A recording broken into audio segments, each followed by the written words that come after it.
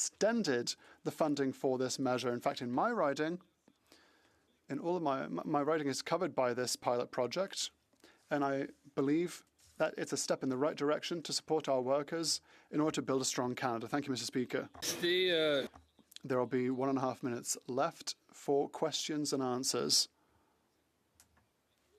The Honourable Member for London West. I'd like to thank my colleague for his speech earlier.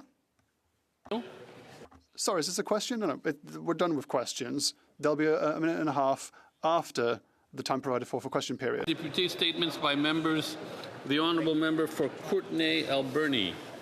Mr. Speaker, June is Brain Injury Awareness Month, a time to recognize survivors, families, caregivers, and first responders whose lives are forever changed by brain injury. In Courtenay Alberni, Amelia Hayden, a retired RCMP officer, knows this impact deeply. She was on duty the day Constable Jerry Breeze was injured and remained a source of support to his family throughout his recovery and after his passing. Their story reminds us why Canada needs a national brain injury strategy. That's why I introduced Bill C-206. In the last Parliament, former MP Alistair McGregor's bill passed unanimously at every stage to report stage, but died because of prorogation. The call to action is non-partisan, and on Wednesday, June 17th, as Canadians take part in a national pause for brain injury, we hope all parties will support a call for a national brain injury strategy in this fall's budget. The Honourable Member for Burnaby Central. Mr. Speaker, this year, the Burnaby Hospice Society celebrates 40 years of caring for Burnaby. For me, this anniversary is deeply personal. My mom battled cervical cancer for 3 years. In the final months of her life, she received hospice care. It gave her comfort and peace. It also gave our family the strength to face the unimaginable. Be a blessing to others. Those were my mom's final words before she passed away.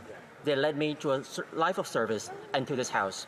Having witnessed the impact of hospice care firsthand, I know that hospice workers and volunteers cannot change what lies ahead, but they can ensure that no one walks their final journey alone.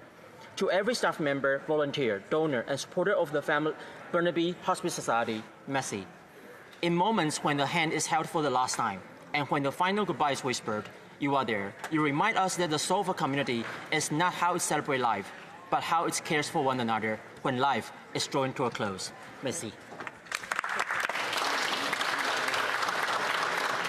The Honourable Member for Saskatoon West.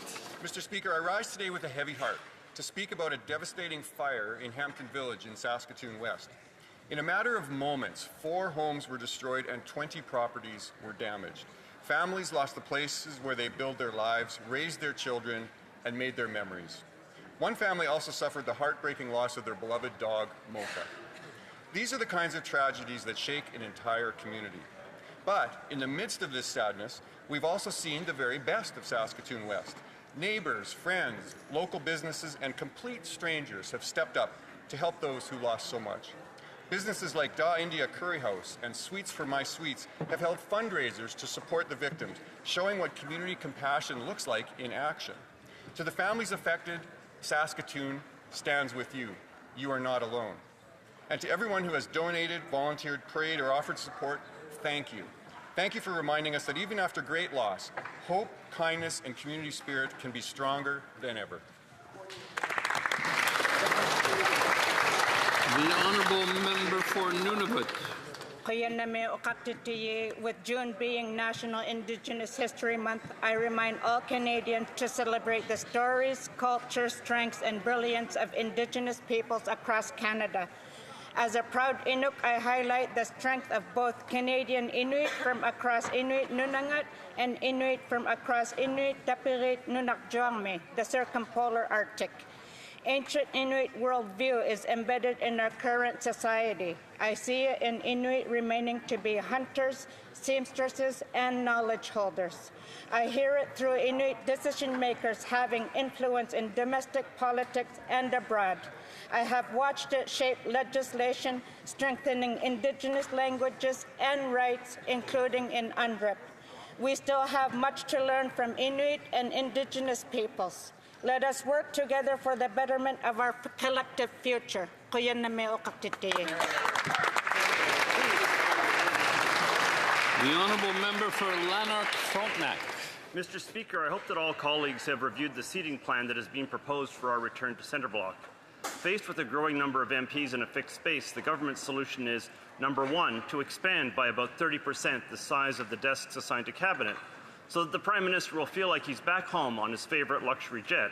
And number two, having thereby caused an artificial space shortage for everyone else, to shove 300 MPs into 4 rows of bleachers so tightly packed that MPs will no longer have usable workspaces and will have to tread on each other's toes to get to their seats. A better idea would be to use the Quebec Legislature's new seating plan as our model. We could have 5 rows, with each row containing 36 members, connected by 4 aisles, resulting in wider seats, retention of desks instead of bleachers, and enough room for members to circulate behind each other's seats rather than over each other's feet. All we need for this to happen is to acknowledge the ancient principle that all MPs are treated and seated equally. Let's do that. Here, here. The honourable member for Hull Aylmer. Mr. Speaker, Pride season is underway.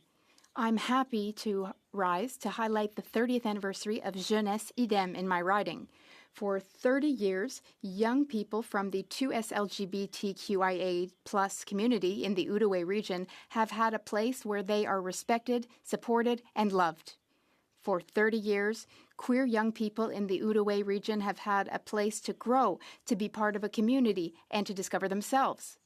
For 30 years, Jeunesse Idem has been visiting schools in the Outaouais region to teach young people about loving and accepting each other and themselves. There is an increase in homophobia, transphobia, and violence against queer people, which makes the work that Jeunesse Idem does day in, day out as important and necessary as ever. On my own behalf, and on behalf of the people of Hull Aylmer, I would like to thank and congratulate Jeunesse Idem on 30 years of outstanding work. Thank you, Mr. Speaker. The honourable member for Calgary Nose Hill. Last year, the leader of the Bloc Québécois said this about Alberta's culture. I'm not certain that oil and gas qualifies to define a culture. And a leftist Canadian podcaster recently claimed Alberta has zero culture, none, unless you count oil patch hillbillies getting black house wasted culture. Here's a wake-up call for anyone who shares that paternalistic view. Alberta's culture is what drives Canada. Alberta's culture of risk-taking that drove the development of Leduc 1 has fueled the entire Canadian economy. The same culture of resiliency and self-sufficiency that pushes our farmers and ranchers to feed the world builds hospitals for Ontario and Quebec. Our culture of perseverance, swagger, and love of wild beauty is in our art, our music, and our festivals. Those who try hard to beat the culture of self-determinism out of my province do so to their own detriment and to the entire country. A stronger Alberta in a united Canada means acknowledging and giving thanks for Alberta's culture and praying hard that Alberta will be lucky enough to get more of it. Giddy up. The honourable member for Scarborough Centre, Don Valley East. Thank you, Mr. Speaker. Mr. Speaker, June is Filipino Heritage Month in Canada, a time to recognize and celebrate the rich history, culture, and contributions of Filipino Canadians to communities across the country. Since the arrival of the first Filipino immigrants, generations have helped shape Canada's social, economic, cultural, and political landscape through their hard work, resilience, and commitment to service. Filipino Heritage Month provides an opportunity to honor the vibrant traditions, languages, arts, and values that form an important part of Canada's multicultural identity. It is also a chance to reflect on the achievements of the Filipino Canadians in every field, while acknowledging the challenges many have overcome in building new lives and stronger communities here in Canada. As we celebrate this month, let us recognize the enduring contributions of Filipino Canadians and reaffirm our commitment to inclusion, diversity, and mutual understanding. Mabuhay Canada, mabuhay Philippines. The honourable member for Perth Wellington. Mr. Speaker, words can barely describe the tragedy that took place in Mapleton on Friday evening when 5 young lives were taken in the blink of an eye. 5 children, ages 4, 6, 8, 10, and 12, were killed in a horrible collision, and 5 other family members were seriously injured. Today, our thoughts and prayers are with the family and their community of Elmira as they grieve this unthinkable loss. I want to thank the first responders, paramedics, police, Mapleton Fire Department, and the neighboring departments for the professionalism and compassion they displayed. Our hearts are with each of them as they process what they witnessed. Thank you to the neighbors and Good Samaritans who rushed in to help. Today, our community is grieving, praying, remembering, and honoring 5 beautiful young lives taken far too soon. Thank you, Mr. Speaker.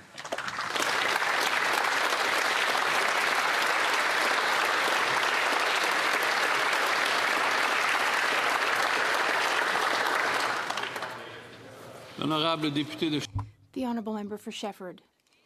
Mr. Speaker, June 15th is World Elder Abuse Awareness Day. At a time when there is increasing talk of fraud targeting older people, it is important to raise awareness about various forms of abuse, such as financial abuse. Seniors aged 65 to 74 face age-based discrimination because they do not receive the same pension amount as those aged 75 and over. That is ageism, which is another form of abuse. And yet, rising inflation and housing issues directly affect those living on a fixed income. As we know, seniors can experience isolation, which is on the rise. Yet, the new requirements of the New Horizons for Seniors program are making life more difficult for volunteers who organize activities for older people so they can feel less alone. Let's treat seniors well, with care, and let them have dignity. Center. Mr. Speaker, more than 4,000 Canadians live with ALS, and June is ALS Awareness Month. ALS has been called a rare disease, but that does not take away from the impacts, the very real impacts that it has on those who are living with it, Mr. Speaker.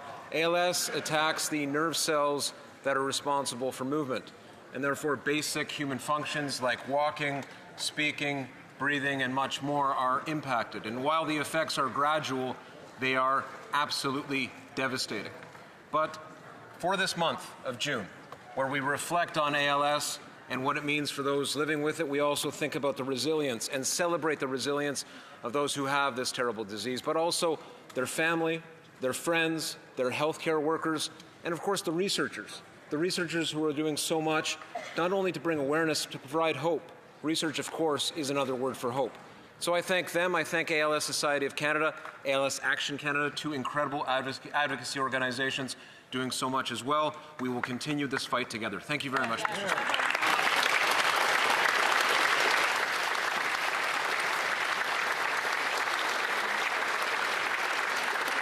The Honourable Member for Calgary Heritage. Today, I rise to honor the life of Bobby Sparrow, who passed in February at the age of 90. Bobby earned respect through a lifetime of service and unwavering fidelity to her principles. From her years as a surgical nurse at Holy Cross Hospital to her leadership in the energy sector, she embodied the resilience of her generation. She gave herself fully to Calgary, its charities, institutions, and civic life. As a member for Calgary Southwest, she brought that same duty to Ottawa, fighting fiercely against the National Energy Program, inflation, and relentless tax hikes. She served with grace, competence, and fierce determination. She was a fighter right until the very end. To her children, grandchildren, and great-grandchildren, thank you for sharing her with our community and our country. May her example inspire us to defend the Confederation she fought for, our resources, our promise for an ordered liberty, and a nation defined by strength and ambition. I will miss my friend. May she rest in peace.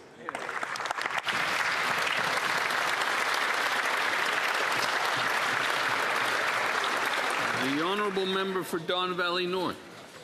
Mr. Speaker, it was 47 years ago that The Log Driver's Waltz was first screened and won a Best Animated Film Awards at an international film festival in France. The Log Driver's Waltz is a Canadian folk song originally written by Wade Hemsworth and performed by the Mountain City Four.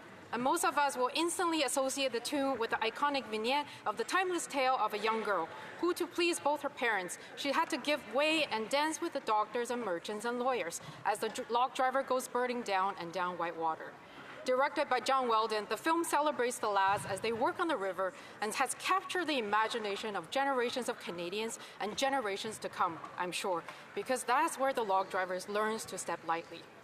All right. The honourable member for Riding Mountain.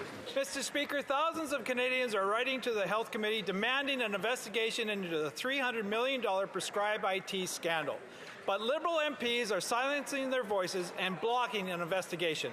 On April 28th, the Liberal MP from Don Valley North turned off the committee cameras during an emergency meeting, and then she refused to say why. On May 5th, the Liberal MP from Winnipeg West voted to shut down the committee to block the health minister from testifying. Then he was caught telling his constituents online that the supports an investigation while voting to shut it down. On June 1st, the Liberal health minister refused to come to Health Committee, and on June 11th, the Liberal chair abruptly adjourned the meeting and literally ran out the door to kill any investigation. Canadians believe in accountability, but the Liberals believe in cover-ups. Conservatives will not stop until Canadians know the full truth of the $300 million prescribed IT failure, and until those responsible are held accountable. Great job, Dan. Great job. L'honorable député d'Orléans. The honourable member for Orléans. To host a Defence, Security and Resilient Bank following negotiation among allied countries.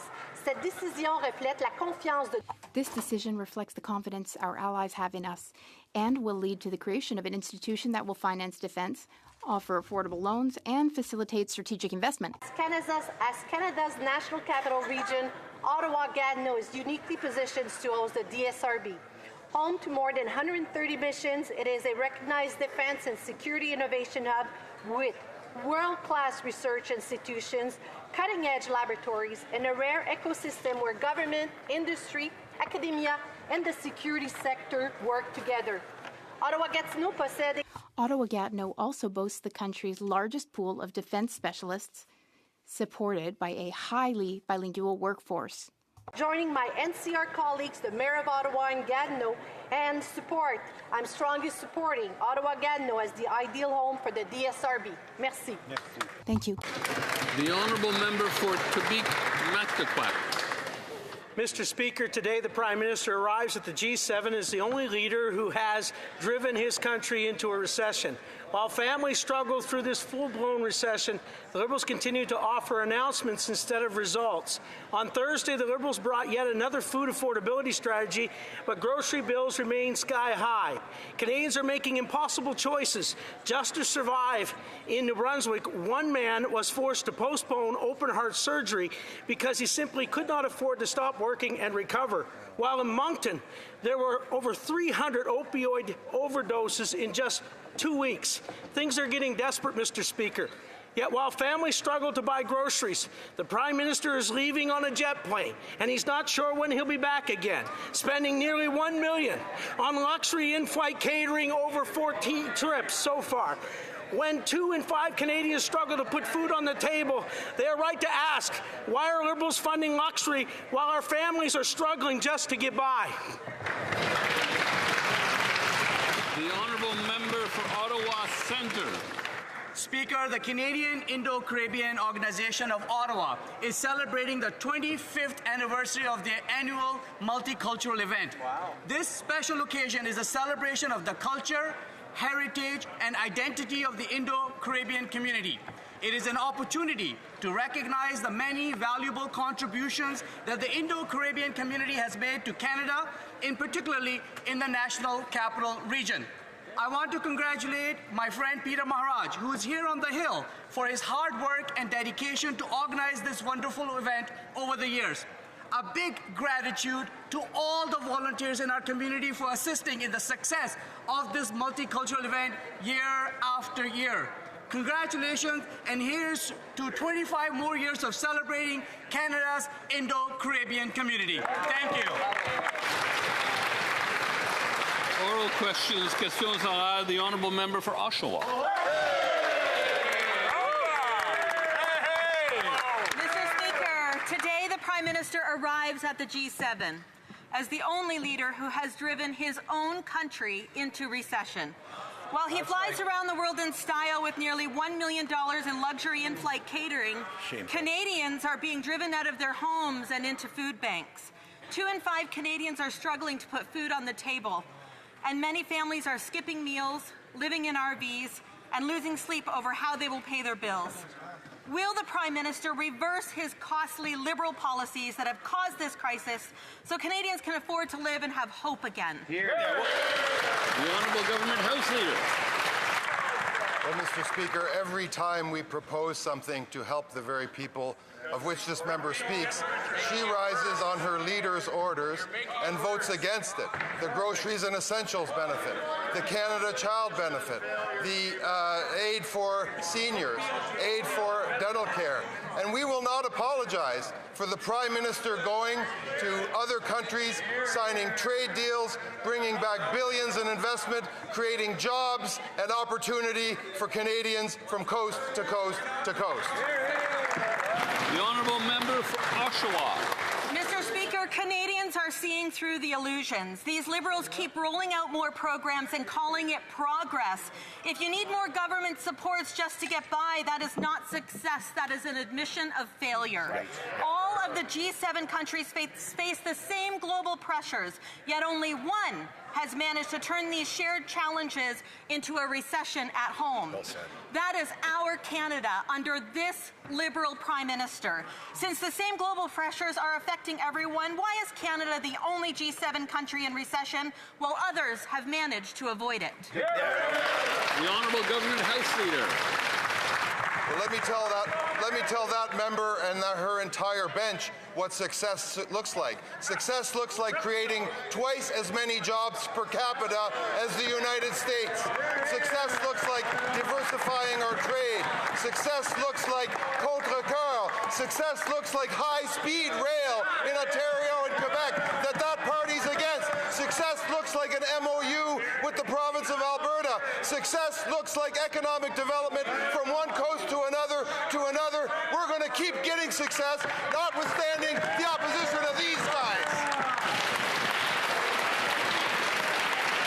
The Honourable Member for Barrie South Innisfil. Well, if you talk to anyone on the street or businesses suffering from 11 years of failed Liberal policies, they'll tell you that Canada is in recession, no matter how the Liberals or the media try to spin it, and things are not getting any better. While families, seniors, and young people are anxious about their finances and their futures, the worst of all scenarios have crept into the minds of Canadian business: doubt and uncertainty. The Liberal Prime Minister has the distinction of walking into the G7 meetings as the only leader to push their country into recession. Will he rethink his costly policies that have caused this recession? The Honourable Minister of Energy and Natural Resources. Mr. Speaker, while the opposition talks Canada down, what we're doing is we're building. We're building $8 billion in Goose Bay. We're building new wind farms in Nova Scotia. We're building new nuclear in Ontario. We're building new pipelines in British Columbia and Alberta. All they do is talk us down. We're building, Mr. Speaker. Honourable Member for Barrie South Innisfil. Well, Canada's decline didn't start last April. It was catalyzed 6 years ago when the current Prime Minister was Trudeau's economic advisor. The Prime Minister's fingerprints are over the failed policies that have caused Canada to be the only G7 country in recession. While well-connected Liberals and corporate buddies are doing well, the crumbs they feed to families, seniors, and young people can't mask the fact that 60% of Canadians feel anxious about their finances, 40% are losing sleep, 38% have food insecurity, and 2.2 million Canadians visited food banks last year. Does that sound like everything is working well? The Honourable Minister. Mr. Speaker, I know they want to go back 6 years ago and refight an election 6 years ago. Unfortunately, it's today. Good for Canada. Because what we hear is the Premier of Alberta says they've never been as optimistic about this country. We hear from all the premiers. They want to build with this government. Instead of talking us down, why don't they get on board and help build this country? The Honourable Member for Mégantic-L'Érable-Aubinière. The Liberal Prime Minister will attend the G7 today as the only leader to have plunged his own country into recession. Mr. Speaker, full-time workers are living in trailers because they can no longer afford housing. According to the United Way, 60% of Canadians feel anxious about their finances and 38% have food insecurity. Yet, this Liberal Prime Minister finds a way to spend over $1 million of their money on luxury meals.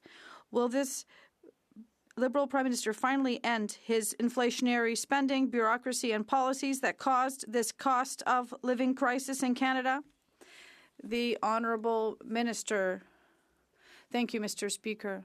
With respect to the economy, the forecast is that Canada will have the second strongest growth in the G7.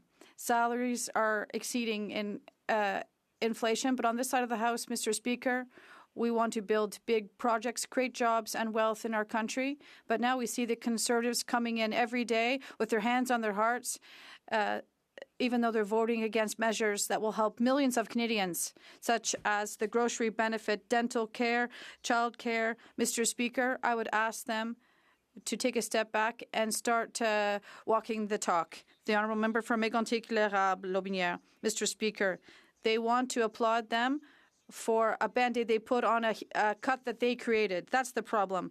I have a message for this Liberal Prime Minister who's at the G7. Also, for this minister as well. Rogerio Rigor, a Quebec father holding down 2 jobs, told La Presse, I was just trying to survive. He had to make a consumer proposal. And that's this Liberal minister's true economic record. Instead of spending nearly $1 million on luxury meals during his trips, the Prime Minister needs to give up his smoked salmon because Rogelio, for his part, has sacrificed everything to try to survive this Liberal inflation. The Honourable Minister, Mr. Speaker, I don't have their names, but there are over 13,000 families that benefit from the CCB in his riding, and he voted against this. I don't have their names, but we're talking about 13,500 families that are benefiting from it. There are over 39,000 in his riding that receive dental care, and he voted against it. I don't have the names of these people, but we're talking about tens of thousands of his constituents that benefit from this new grocery benefit. So I would ask them to stop voting to help these people. The Honourable Member for Saint Jean. Mr. Speaker, the Prime Minister makes fancy speeches at Davos where he called for a united front amongst middle powers, and he declared on Saturday that the G7 that the threads of a new world order could be woven. The problem is that it's just fine words. In real life, the Prime Minister is distancing himself from Europe by scrapping the digital services tax. He's distancing himself from the EU by scrapping royalties for online broadcasters, and he's leaving the climate fight to Europeans so he can build pipelines for the benefit of American oil. And why is this Prime Minister spending his time abandoning middle powers to please Donald Trump, the Honourable Government House Leader? Mr. Speaker, there's another European phenomenon. It's high-speed train. It is in almost all of Europe, and now even the Kingdom of Morocco has high-speed rail. So we're talking about high technology that is green, and it's a revolution and infrastructure that will allow millions of Quebecers and Canadians to travel every year. It'll change the system. Why is the Bloc not changing its opinion on high-speed rail? The Honourable Member for Saint Jean. Mr. Speaker, we haven't even talked about the pipeline, the Keystone XL pipeline, which would please the U.S. but harm all countries fighting climate change. But we haven't even mentioned Bill C-30, which allows for the reauthorization of banned pesticides. And this will please American manufacturers of Monsanto projects because it'll harm trade with Europe and with stricter standards. But the Prime Minister says a lot of things, but his actions are driving him away from his European allies and bringing him closer to Mr. Trump. He writes beautiful speeches, but why is he doing the exact opposite of what he says? The Honourable Government House Leader. Mr. Speaker, why is the Bloc fighting against Quebec businesses and small businesses and people who are working to build this big infrastructure? A high-speed rail system that will help people in Louisville and people in Old Montreal, companies in Gatineau, advertising in Quebec. This is a revolution, Mr. Speaker. We're talking about 51,000 jobs that are being created and 35 billion in GDP.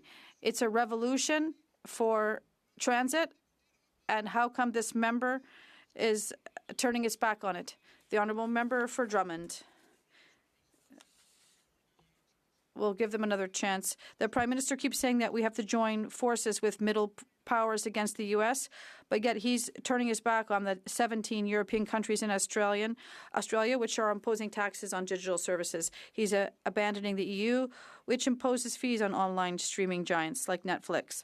The fight for cultural diversity will be led and perhaps won by middle powers, but Canada's pulling away, weakening global consensus and threatening the future of Quebec culture. Is it not just a high price to pay to please Donald Trump? Are we selling our souls? The Honourable Minister of Government Transformation. Mr. Speaker, talking about threats to Quebec culture. Well, when it's time to vote on our budget, they don't even talk about culture in Quebec. And in the last budget, the Bloc didn't vote for our budget, and I find it's hard to hear them talking about this, about threatening culture. But now they talked about getting closer to Europe. No one except for the Bloc doesn't think that Canada is getting very close to Europe. The honourable member.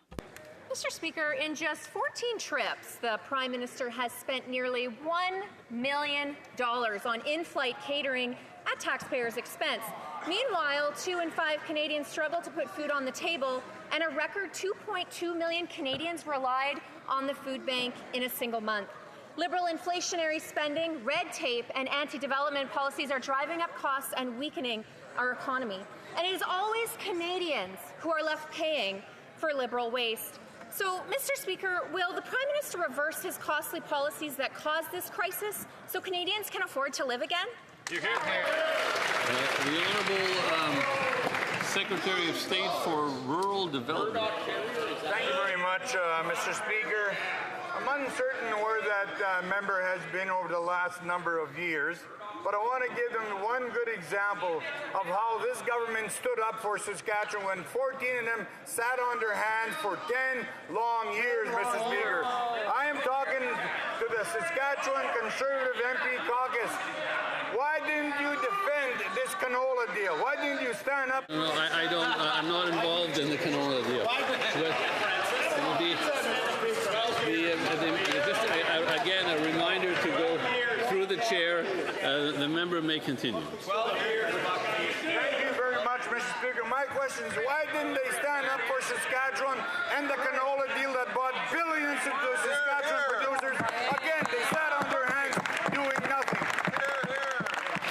The honourable member for Battleford, Lloydminster, Meadow Lake. Well, Mr. Speaker, food affordability is so terrible that there is scurvy in that member's riding. And we can't forget that this Prime Minister is the one who said affordability is the best that it's been in over a decade.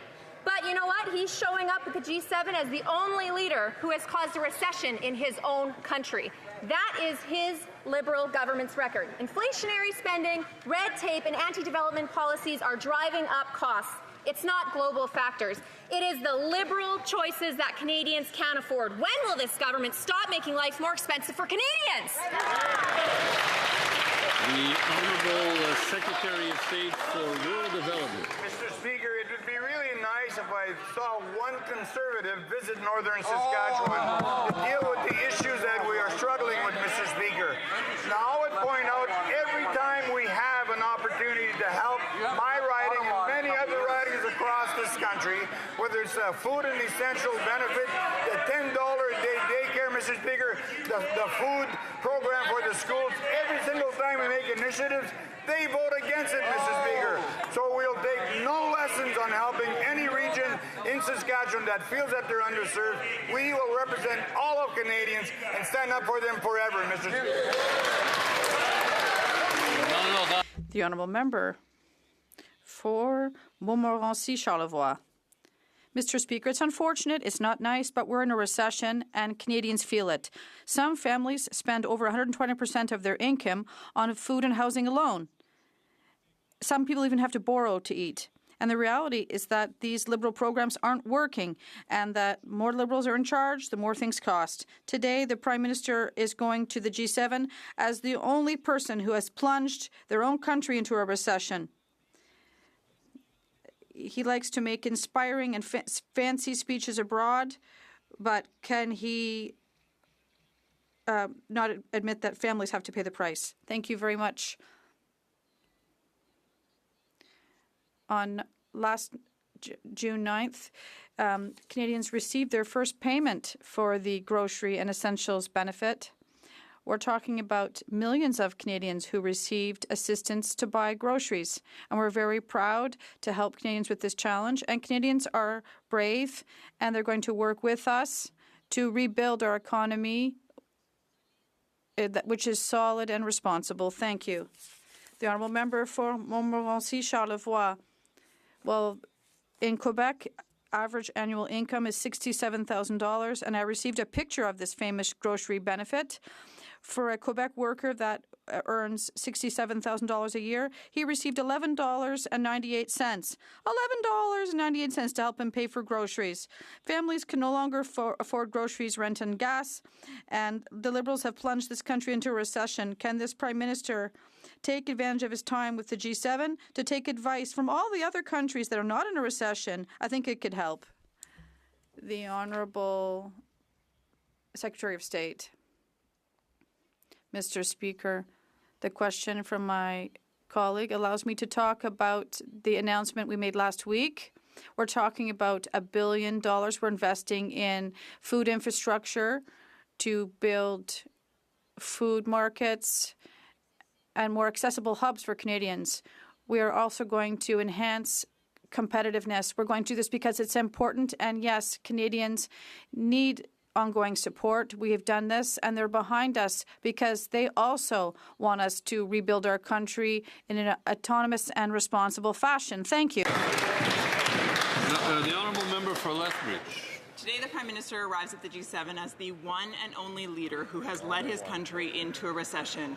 Now, this is what that looks like. 2 in 5 Canadians struggle to be able to afford to feed themselves. Full-time workers are living in RVs or at Tim Hortons, and food bank use has hit an all-time high. Meanwhile, the Prime Minister spends $1 million on luxury in-flight catering that includes things like Normandy buttercups and fine wines and braised beef. So my question is very simple. When will the Prime Minister acknowledge the reality that so many Canadians face and reverse his policy so that they can afford to live again? The Honourable Minister of Jobs and Families. Well, Mr. Speaker, that Member of Parliament has risen before to ask questions like this, but I would ask her a question, and that question is, why does she keep voting against the very people in Alberta that are asking for a hand up? In fact, the National School Food Program in Alberta feeds 58,000 children, Mr. Speaker, and parents are saving up to $13,700 a year per child. All things that member has voted against. The Honourable Member for Lethbridge. I think what that member meant to highlight was the fact that under this government, child poverty rates have increased year after year after year for the last 3. And that dramatically impacts the people of my riding in Lethbridge, Alberta. Dramatically. And it means that seniors in this country are living at Tim Hortons, and it means that full-time workers are living out of their IVs. So why does this government turn a blind eye to the reality of Canadians while it's living high on the horse? Why doesn't it reverse its policy so that Canadians can finally afford to live again?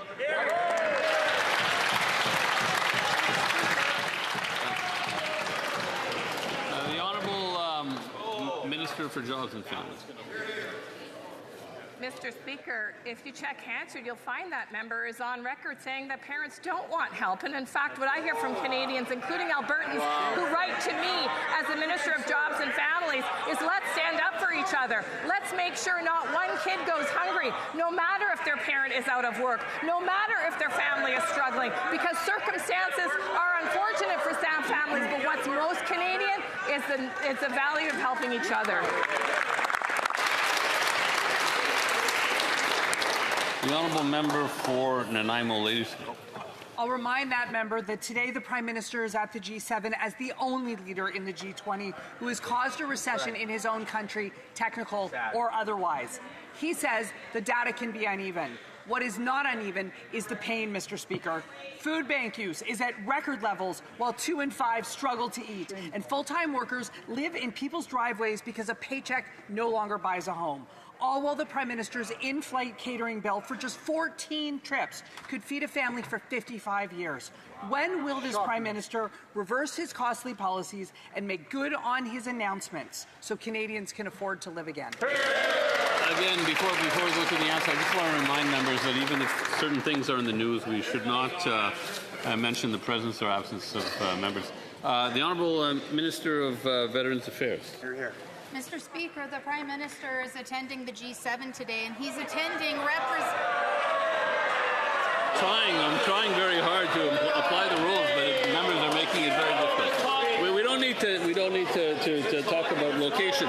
The Honourable Minister, please. Speaker, Canada is represented at the G7 today as a country that has hit its NATO 2% target this year, as a country that has attracted foreign direct investment at twice the rate of our nearest G7 countries.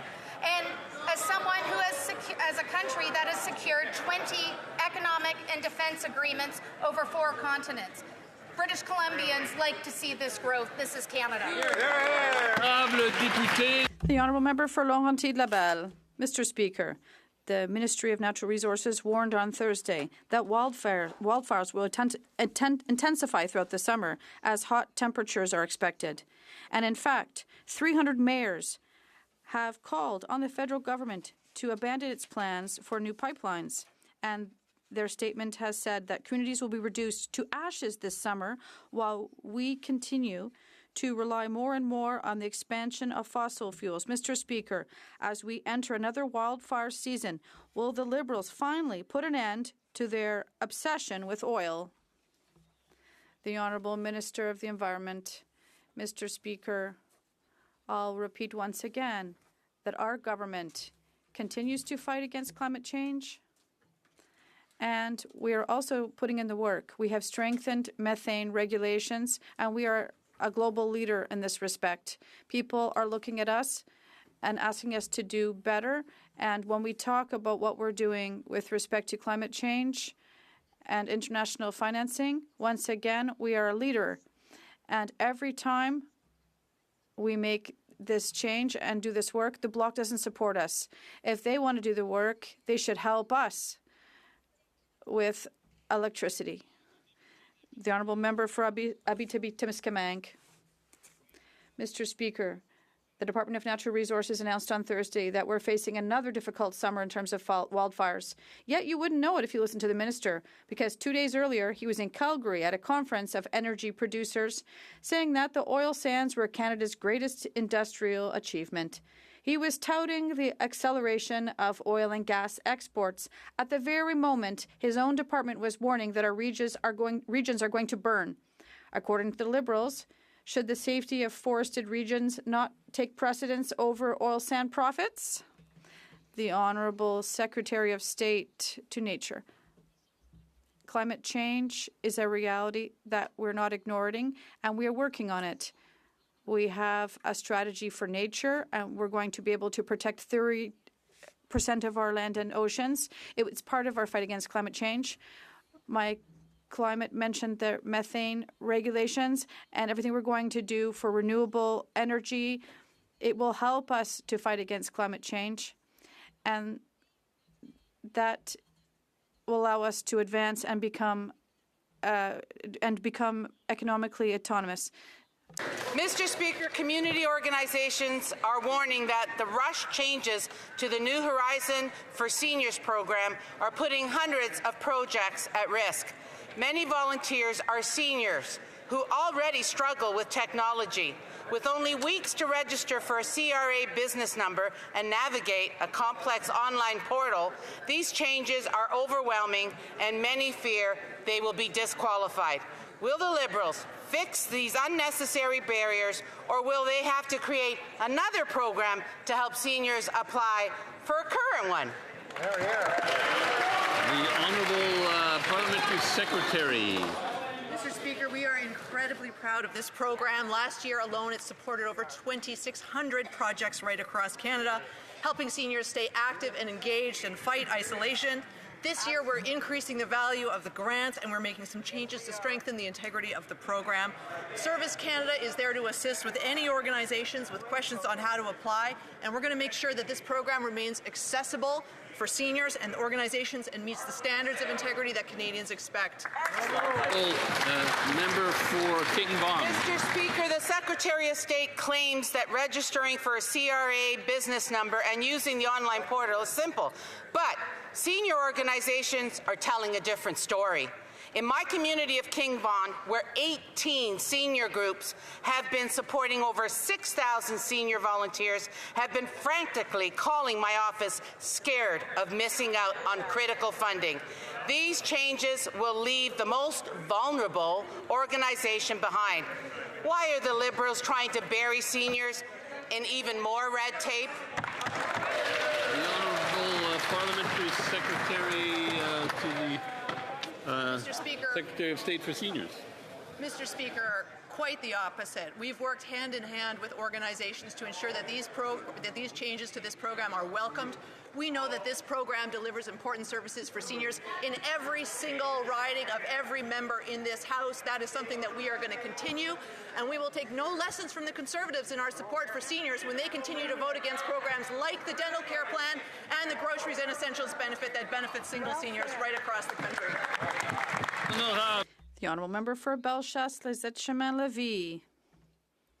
Mr. Speaker, as we mark today World Elder Abuse Awareness Day, the Liberal government itself is throwing a wrench into the works for the organizations that support seniors.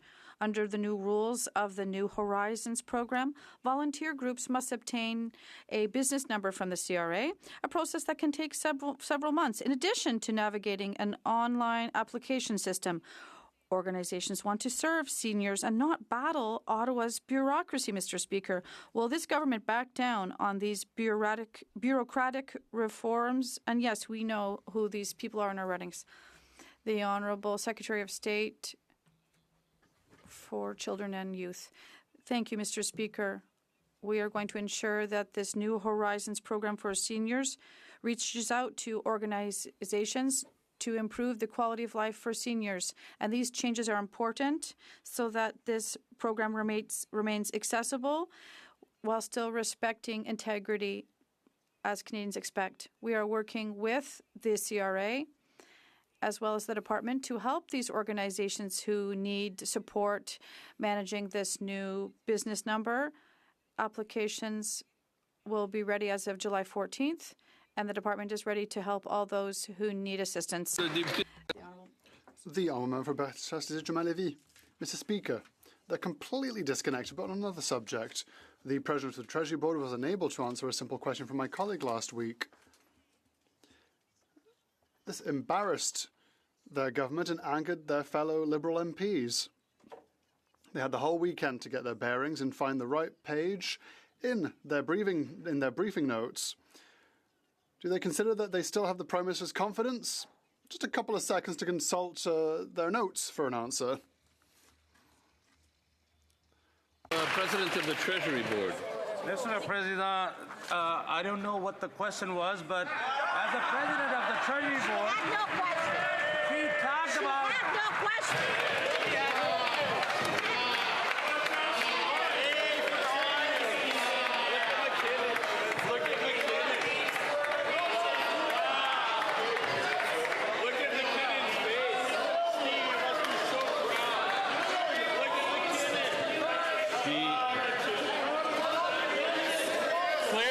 Members don't want an answer.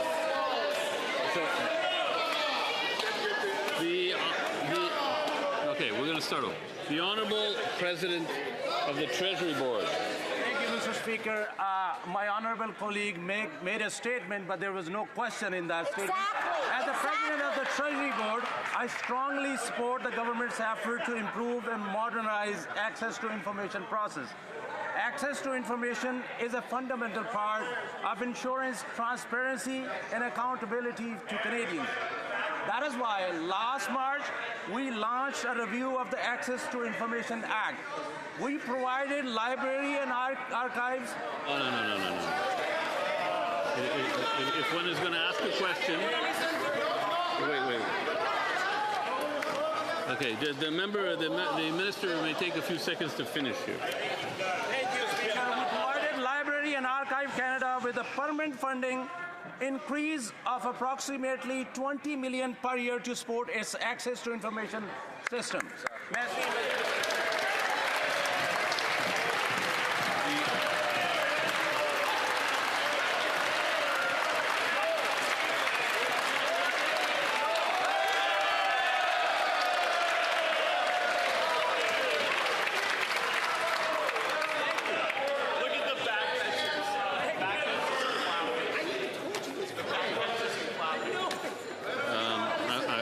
The honourable member for Cloverdale Langley City. He's better than all of you, right? Mr. Speaker, La Presse reports that Liberal MPs say the President of the Treasury Board is not very present, not very diligent, and struggling to master his files. Last week, Canadians watched him stand in this House, unable to answer a very basic question about his own department. If the Prime Minister demands competence from his ministers, does he still have confidence in the President of the Treasury Board? Yes or no? The Honourable President of the Treasury Board. Mr. Speaker, Canada's new government believes in transparency, accountability, and fairness. As the President of the Treasury Board, I have been meeting with the government agents, including the Information Commissioner. We have launched consultation to modernize the access to information system. I thank all the government agents, including the Information Commissioner, for their work to hold the government to account. Merci, Monsieur le Président. The honourable member for Hamilton West Ancaster Dundas. Canada led the invention of modern artificial intelligence, and now AI is used by millions of Canadians every day.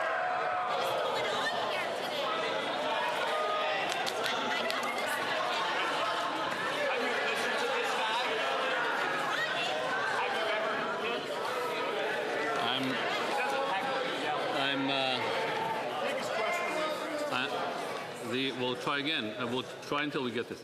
The honourable member for Hamilton West Ancaster Dundas. Thank you, Mr. Speaker. Canada led the invention of modern artificial intelligence, and now AI is used by millions of Canadians every day. Canadians want AI to strengthen our economy, to enhance job opportunities, to deliver new research and innovation, and to protect our communities and our national sovereignty, and to always prioritize people. Can the Minister of Artificial Intelligence and Digital Innovation update this House on Canada's new AI strategy? Wow, what a great Thank you, Mr. Speaker. The Honourable Minister of Artificial Intelligence and Digital Innovation. Mr. Speaker, I'd really like to thank the member from Hamilton West Ancaster for his incredible advocacy on behalf of his community. Mr. Speaker, our new national AI strategy, AI for All, is building trust, creating opportunity, and keeping sovereign control. We are creating a national AI literacy program so all Canadians can build a literate and educated workforce. We're creating 90,000 job placements for young Canadians so they can get the job experience they need. And we're investing in Canadian innovators, small and medium-sized businesses, to keep the jobs, the innovation, and the business. The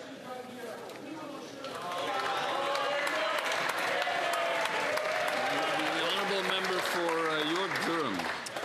Mr. Speaker, as the G7 gets underway, the Prime Minister remains the only leader of a G7 or G20 economy that's in recession. Now, the Prime Minister should travel, but Canadians expect results for that. Now, when he was back home in Ireland this weekend, investment was actually leaving Canada, because on Saturday, OpenText, Waterloo-based AI company, announced a $140 million investment in Ireland. That's 400 new jobs for Ireland. Ireland has lower taxes, less regulation, and a better business environment. So why did this investment not get made in Canada? The Honourable Secretary of State for Financial Institutions. Mr. Speaker, you can't understand the economy if you've never worked a day in it like that Conservative leader. Maybe he should actually listen to actual economists in Canada, like BMO's chief economist that said adding 88,000 jobs should silence the critics.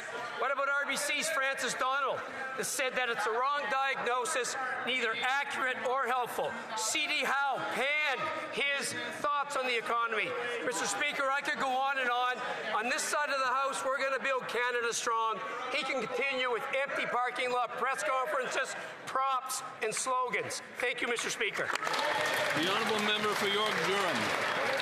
This government's props and slogans are cold comfort to the young generation of next Canadians who are feeling their failures most acutely. The United Way's report last week confirmed that. Food insecurity concerns highest among young Canadians. Income declines most acute among young Canadians. Fully 91% of the next generation feel personal financial anxiety. Add on top of that the highest unemployment rate in 35 years. So when will this government stop selling out the next generation? Hear, hear. The Honourable Parliamentary Secretary to the Minister of Industry.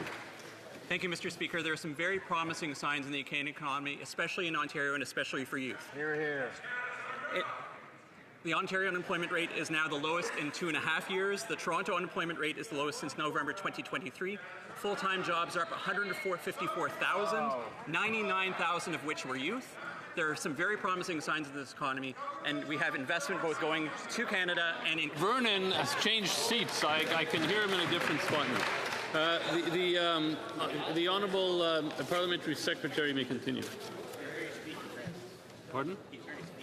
Thank you, Mr. Speaker. We have very promising results with incoming investment, the highest investment in over 18 years in foreign direct investment into Canada. And it's very good to have very strong Canadian companies that are both exporting their products and finding trading opportunities elsewhere. So I think we should celebrate and talk up these strong Canadian technology companies instead of running them down. Thank you, Mr. Speaker. The Honourable Member for Richmond Hill South. The Liberal Prime Minister is the only G7 leader and the only G20 leader who has delivered a recession in his own country. A United Way survey found 60% of Canadians are anxious about their finances. 38% face food insecurity and 40% are losing sleep over how to stretch their paycheck. Meanwhile, this Liberal Prime Minister's luxury in-flight catering bill has reached nearly $1 million over 14 trips, including $175,000 for food on a single trip, enough to feed a family for 55 years. Will this Prime Minister reverse his costly Liberal policies that put Canada into a recession so Canadians can afford to live again? The Honourable Minister for Artificial Intelligence and Digital Innovation. Mr. Speaker, instead of tearing down this country, which they do, or counting airline miles, they should help build it up. The May jobs report showed that Canada created 88,000 new net jobs. Do they mention that? No. Our trade surplus is up 55%. Do they mention it? No. Our total exports are at a record high. Do they mention it? No. When they have a food and groceries essentials to help Canadians, do they vote for it? No. Why don't they get on board and help build up Canada? The Honourable Member for Richmond Hill South.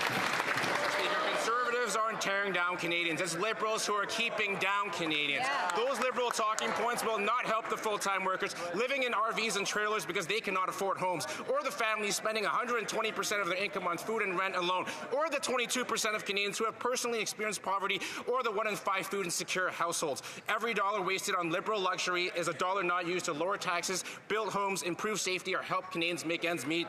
Will this Liberal Prime Minister end the waste, cut the bureaucracy, and reverse the Liberal policies that caused this recession? The Honourable Government House Leader. Mr. Speaker, when we propose programs like dental care or the groceries and essentials benefit, anything that could help vulnerable Canadians, these Conservatives are against. When our closest ally launches an unjustified trade war, what do Conservatives do? They say we're having a hissy fit. When the Prime Minister goes and brings back tens of billions of dollars of jobs and investment to this country and proposes major projects, what do the Conservatives do? They vote against that. What, for the love of all that is good, are the Conservatives for? The Honourable Member for Brandon Souris.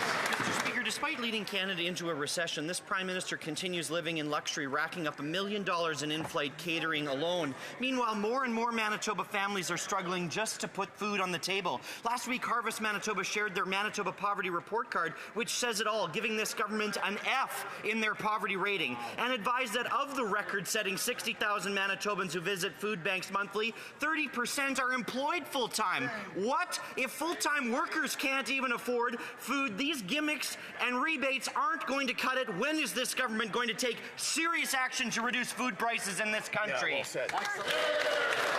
The Honourable Minister for Northern and Arctic Affairs. Thank you, Mr. Speaker. I represent some of the poorest communities in this country, so when this member opposite tries to lecture me on affordability, I have to ask, why does he vote against every single measure that is supporting Manitobans, including affordable childcare, grocery rebate, automatic tax filing, cutting taxes at the pump? He needs to get on side and start voting and working for Manitobans. Member for Elgin, St. Thomas, London South. Thank you, Mr. Speaker. We know how bad inflation has gotten in Canada. We know grocery prices are through the roof, fuel prices are skyrocketing, and even the cars that Canadians need to fuel up are becoming more and more unaffordable for the middle class. The price of a used car has doubled in the last 7 years in this country, and the government is still putting the federal sales tax on them each and every time they're sold, sometimes collecting double, triple, or quadruple revenue off the backs of Canadians. But Conservatives come armed with solutions. We have a bill, C-285, that will take the GST off of used cars and save Canadians thousands. Will they support it? The Honourable Secretary of State for Financial Institutions. Mr. Speaker, from day one, we've been focused on delivering affordability measures for Canadians. Let's talk about the removal of the GST for first-time homebuyers. Let's talk about the pause on the federal excise tax. That is 10 cents. Combine that with the removal of the carbon tax, that's 28 cents savings per liter. Mr. Speaker, we just launched the Groceries and Essentials benefit. We just announced the 50% payment a week and a half ago. Mr. Speaker, on this side of the House, we'll continue to focus on affordability. They'll focus on rhetoric and bluster. Thank you, Mr. Speaker. The Honourable Member for Niagara South. Well, Mr. Speaker, there's no rhetoric or bluster here as the minister does his fancy dance over there. Look, when we look at the used cars prices, the prices of used cars have more than doubled over the last several years as a result of this government's inflationary policies. Taxing a vehicle twice is wrong. We on this side believe that cars are not a luxury, and for many people, it's a lifeline. On this side of the House, we will zero rate used vehicles under the Excise Tax Act. Will the Liberals stop profiting off of inflation and remove GST from the sale of used cars in this country? The Honourable Secretary of State. Mr. Speaker, now I can see them opposite. Mr. Speaker, I've had the privilege of running private business actually in the economy, not like that Conservative leader. And when an economy or a business is faced with adversity, you have two choices. You can wave your hands around, blame everybody else, and offer nothing constructive, or you can actually lead. You can rebuild, you can restructure, you can build new trade relationships. On this side of the House, Mr. Speaker, that's what our Prime Minister, that's what our International Trade Minister is doing. We're going to build Canada strong. They continue with the rhetoric. Thank you. L'honorable député de... The Honourable Member for Louis Saint-Laurent, Acawen-Raka. Mr. Speaker, over the last 7 years, used car prices have doubled. It's now $36,000 on average. $36,000 is a lot, especially for countries for people that need their car to work. We believe that a tax should only apply once, but unfortunately, GST is still applied to used cars. We want to abolish GST on used cars. Mr. Speaker, the Liberals already abolished the carbon tax like we wanted. Will they do so for used cars? The Honourable Minister. Thank you very much, Mr. Speaker, and that allows me to remind everyone that we suspended the excise tax on fuel for the summer, which offers reprieve for consumers, increases Canadians' purchasing power. We're not stopping there, and I invite my colleague, because I know, well, he claims that affordability is important. I invite him to support us for the groceries benefit and for tax cuts for 22 million people, etc. Member for Elgin, St. Thomas, London South. Thank you, Mr. Speaker. If we took the tax off all used goods, their talking points would be tax-free.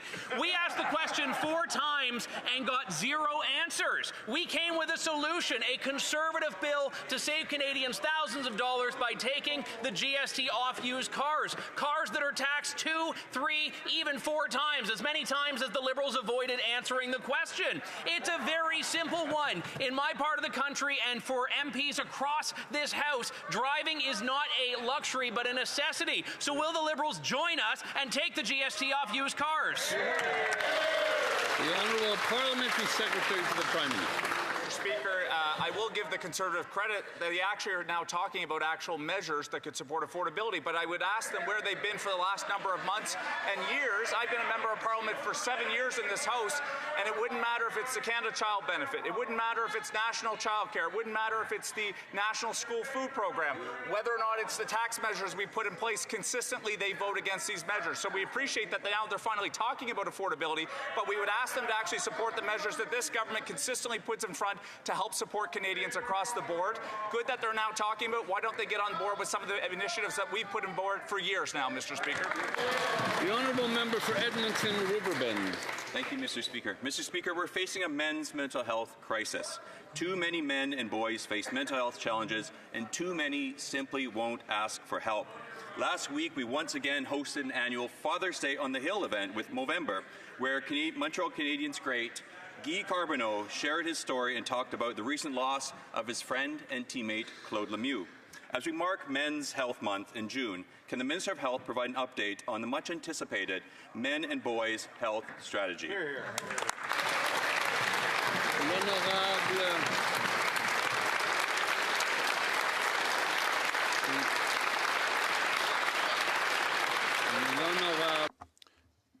The Honourable Minister for Health. Speaker, I want to thank my colleague from Edmonton Riverbend for his tireless leadership on this issue. I am pleased to report that thanks to his help and the help of groups like Movember, more than 5,000 people shared their thoughts and ideas during our consultation for Canada's first ever Men and Boys Health Strategy. We heard many great ideas about how to create more opportunities for boys and men. I look forward to releasing the strategy in the coming months. Thank you, Mr. Speaker. The Honourable Member for Foothills. Foothills families are shaken. A local man was charged with more than 500,000 pieces of child exploitation material, and he was released. 10-year-old Grace asked me, how can this man not be in jail? I do not feel safe playing outside with my friends. That isn't right. Okotoks families want to know why a man charged with such a heinous crime was released into the community. Conservatives offered a solution, jail not bail for serious offences, but the Liberals rejected it. When will the Liberals fix the bail system that they broke so the Okotoks families can feel safe again? The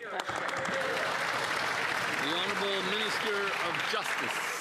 Mr. Speaker, I thank my honourable colleague for raising this question on the floor of the House of Commons. These kinds of heinous behaviours have no place in Canada, and the Government of Canada has an opportunity to do something about it. I'm pleased to share that we expect this week we're going to have changes to Canada's Criminals Code. This includes changes that would make it impossible for conditional sentencing orders to be tied to charges impacting crimes like sexual crimes against children. In addition, Mr. Speaker, last week this House voted on the Protecting Victims Act, which puts in place a number of measures designed specifically to combat child sexual exploitation and child sexual exploitation and abuse material. My hope is that these measures will become law expeditiously so communities benefit from this protection. The Honourable Member for Brantford Brant South, Six Nations. The criminal charge in the Lambton College shooting, which left one person dead, is not surprisingly out on bail. Only under these weak-on-crime Liberals could a man charged with murder and attempted murder be back on the streets before justice is served. These Liberals have turned our justice system into a joke, a revolving door for violent offenders.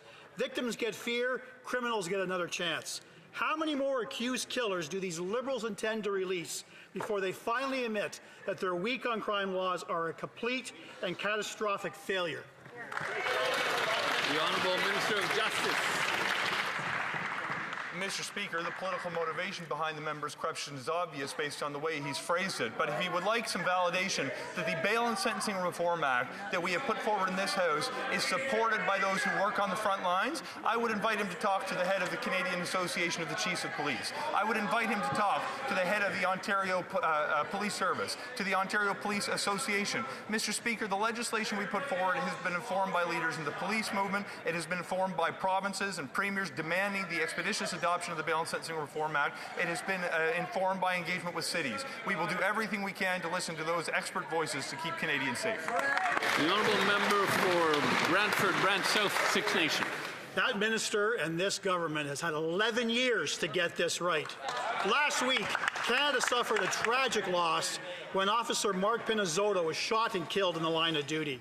It has now been revealed that the man responsible for the horrific crime was already out on probation. And then we learn that the U.S. consulate shooter was on bail. Thugs already before the courts, known to police, are prohibited from possessing firearms, are now back on the streets. This should have never happened, Mr. Speaker. How many more tragedies will it take before these Liberals stop treating bail conditions like a joke and start keeping repeat violent offenders behind bars?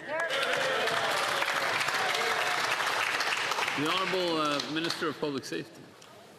Mr. Speaker, as I've indicated before, we are deeply heartbroken that the Toronto Police Constable Mark Pinizzotto, as well as Ontario Police Service Constable Taryn Bali, were killed in the line of duty last week. We as a government have been taking decisive action, Mr. Speaker, including strengthening bail and sentencing bills that we expect to go through Parliament just this week. We need to work in collaboration to ensure the safety and security of all those who serve on the front lines, Mr. Speaker. We are taking those actions. We invite the party opposite to join us in order to strengthen these systems. The Honourable Member for Meadow West Carristigouche. Mr. Speaker, across New Brunswick and Canada, young people are ready to work, to learn new skills and contribute to their community. For many of them, all they need is an opportunity. The Canada Summers Job Programme meets this need every year by connecting thousands of young people each year with local businesses. Can the Minister tell us how our government is strengthening this programme so that more young people can work and get ahead this summer? Thank you, Mr. Speaker. Jobs and families. Thank you, Mr. Speaker. I'd like to thank my colleague for standing up for young people across New Brunswick and Canada. We know that when young people succeed, our communities succeed. That is the reason for which we are investing in the Canada Summer Jobs Programme, creating 100,000 jobs this year, including more than 12,300 in Atlantic Canada. These jobs enable young people to gain skills and continue to contribute to their community. The Honourable Member for Caribou Prince George. $38 million, 1,000 deliberately set fires in just 4 years, businesses closing and leaving town. That is the true devastating cost of Liberal catch and release and mental health policies in the city of Prince George. Prolific offenders are arrested and released the very same day. Homelessness, addiction, and crime have turned our communities into war zones. That is the reality, and that is this Liberal government's legacy. Members of the Prince George City Council are here in Ottawa today. Will the Prime Minister accept their invite to come to Prince George and tell our business owners directly to their face why he believes they should give his catch and release policies another chance? The Honourable Secretary of State for Combating Crime. Thank you, Mr. Speaker. I think the members of the Business Council should also be informed that the Conservative Party of Canada did nothing to assist on our bail and sentencing reform bill. And if anything, they've impeded our ability to progress changes to the Criminal Code of Canada, making sentences harder, making sure that we give police the tools that they need in C-22. They've been blocking it for months now, Mr. Speaker, and they need to help law enforcement so that they can arrest and charge criminals. Hear, hear. The Honourable Member for Winnipeg Centre. Mr. Speaker, it's been 1 year since the Liberals fast-tracked Bill C-5, gutting environmental protections and Indigenous rights. But now with Bill S-2 to eliminate sexism and racism from the Indian Act, they suddenly hide behind the need to consult. Mr. Speaker, First Nations everywhere have told this government there's no need to consult on ending sexism and racism. So will the minister end the spin cycle, stop the excuses, and pass Bill S-2 before the summer adjournment? The Honourable Minister of Indigenous Services. Thank you, Mr. President. Mr. Speaker, the process of enfranchisement unjustly strips thousands of First Nations individuals from their status. And while the practice was ended 35 years ago, the harmful legacy still remains. That member knows that this bill is before study at the committee. That member knows that there are witnesses, and we want to respect those First Nations witnesses' rights to come and defend and speak for themselves and their communities. I'm willing to work with that First Nation to respect those First Nations' rights. I'm willing to work with that member to respect those First Nations' rights, because this is what we're committed to doing. Thank you, Mr. Speaker.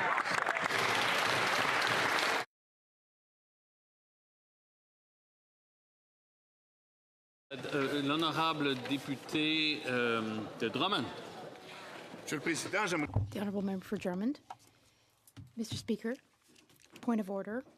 The Minister and Member for Louis Hébert misled this House during question period. And that's not the first time that this has occurred, Mr. Speaker. That's why we need to correct the record. In answering my question earlier, he said that the Bloc Québécois had not made any requests or applications in pre-budget asks to allow the member for Louis Hébert to answer with the honesty required of him in his position. I would like to... Just a moment. I'm having great difficulty understanding what the member is saying. Could he make his point more succinctly? Plus rapidement, s'il vous plaît. And more quickly. Mr. Speaker, in order to help the member for Louis Hébert and Minister of Government Transformation, I want to offer him a copy of the document that we tabled during pre-budget consultations. All right. Well, you may discuss this in the lobbies, but you would need unanimous consent in order to table a document, and you don't seem to have it. OK, d'accord. Alors, est-ce qu'il y a d'autres rappels au règlement? Are there any other points of order? Non, il n'y a pas de consentement. There is no unanimous consent. No, there is not consent. Il n'y a pas de consentement et on va poursuivre. There is no unanimous consent. We will move on to routine proceedings. J'ai l'honneur de déposer à la Chambre le rapport. I have the honor of tabling in this House the report on the Canadian population for the year 2026.